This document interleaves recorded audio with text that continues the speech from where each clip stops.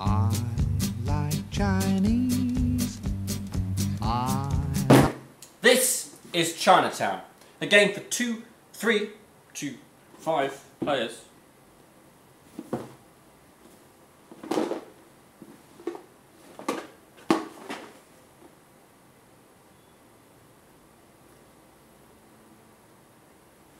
It's in German.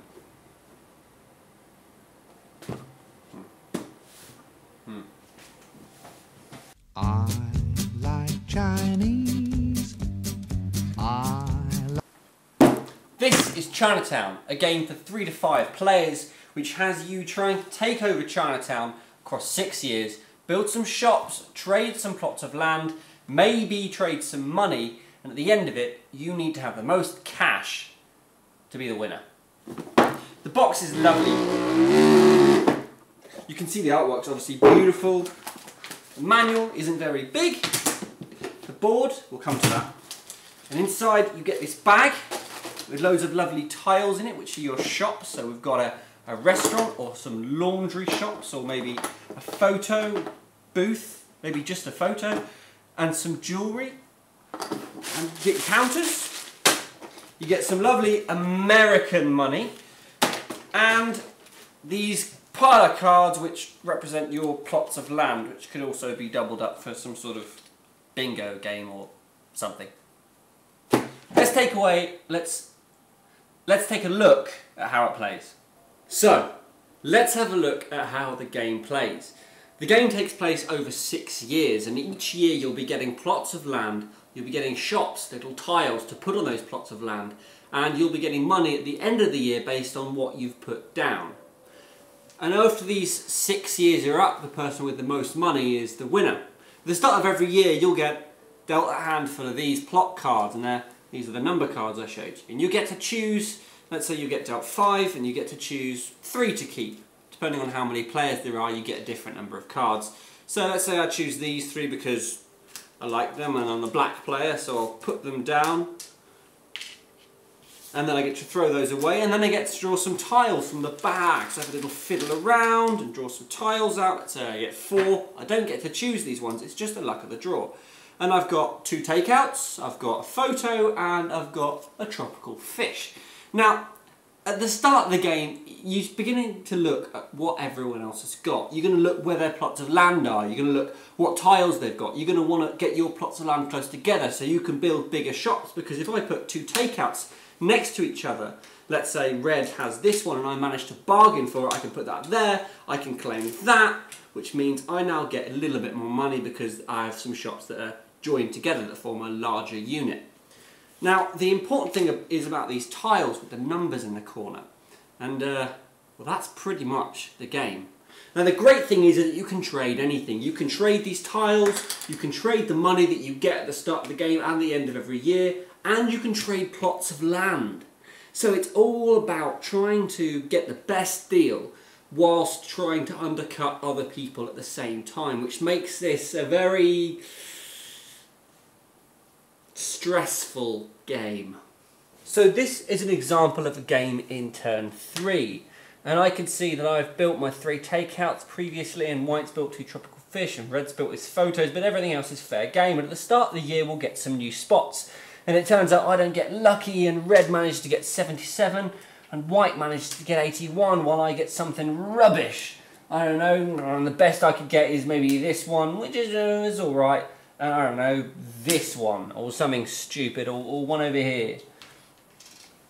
And so I need to start thinking who I can deal deals with. White's going to want that, but I'm going to want those too, but I'm not going to get it. So I need to start offering red something. At the same time, red's going to be dealing over here, and red and green and black can be dealing over here, and over here there's lots of deals going on.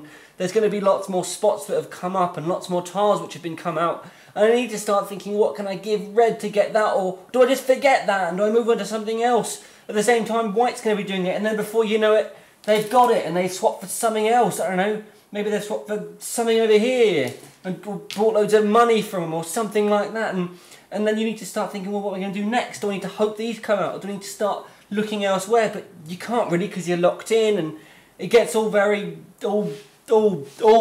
confusing. So you can kind of see where the tile's going down and the plot's coming out and the money at the end of the year. It escalates as the game goes on, which is very exciting and great.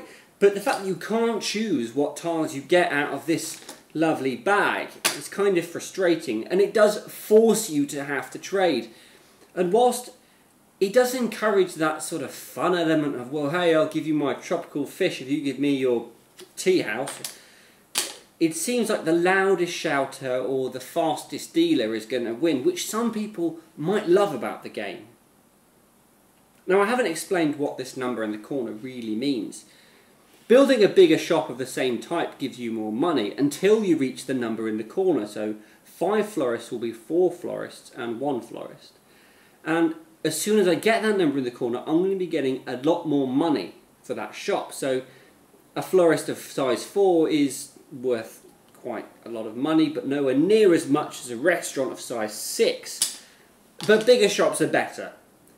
And you can see if someone's going for a restaurant, you need to stop them, but at the same time they might have something you need. So it's all about that give and take. And at the end of the 6 years, someone's going to have a lot of money and someone's not going to have very much. And that's really all there is to it. It's a really simple game.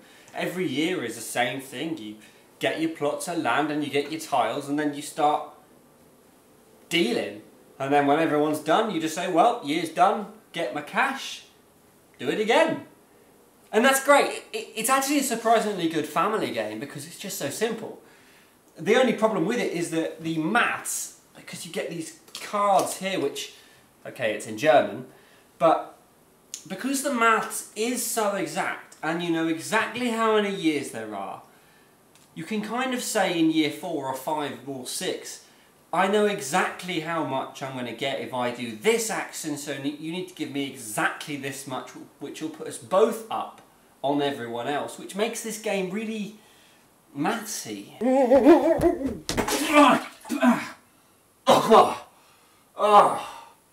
Maths in a board game. Oh, God. Oh, God. And the reason I can't recommend this game is because I think it brings out the worst in you and your friends. It encourages you to be this ruthless, undercutting, table-talking bastard. It encourages you to see something that someone's about to do and go, no, no, no, no, no, you don't want to do that, you want to do this. Even if you're nothing to do with it. It makes you a real asshole. And I don't like a game that does that, whilst I appreciate the simplicity, the beauty, and the eloquence of its mechanics. I just think that games like Lords of Vegas, or something like that, do this sort of board game where you have to deal and put things down and trade a lot better justice. If poring over this beautifully colourful board and thinking, well, what can I do and what can I trade and how can I get out of him and what does he want from me, is your sort of thing, then this game might just be perfect for you. Now, if for you a board game is all about the competition and trying it again next time and seeing how well you do, then Chinatown might actually be up your street, but I just think there's so many better games where you have to think on your feet, you have to trade, and you've got that free roam element that Chinatown offers you, but just to do it better, and aren't as stressful, and aren't as so painstakingly backstabbing and annoying and... I've heard people say that too much of anything is not good for you, baby.